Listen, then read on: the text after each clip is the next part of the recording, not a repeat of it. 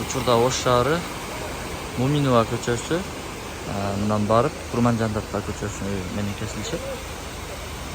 Ушундай лотоктордон ашкан суулар жолго жайылып кетти.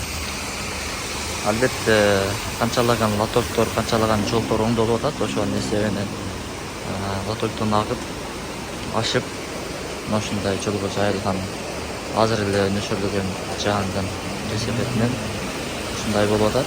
Бул да бир жакшылыкка, анча соода түйүндөргө дагы суу кирип кеткен. Секиңирээк туруш керек.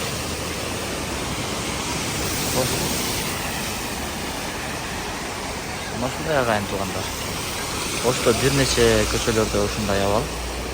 Аны интернеттен дагы көрсөңүздөр болот. Бул да бир жакшылыкка.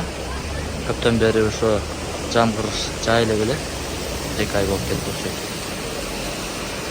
Мына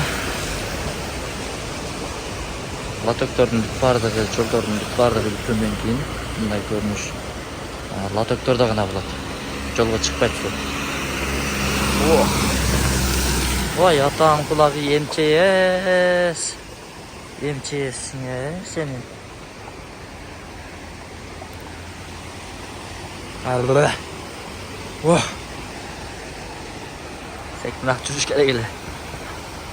Качканга жетишпей калдым. Жетпей десем жетип кетип калды го.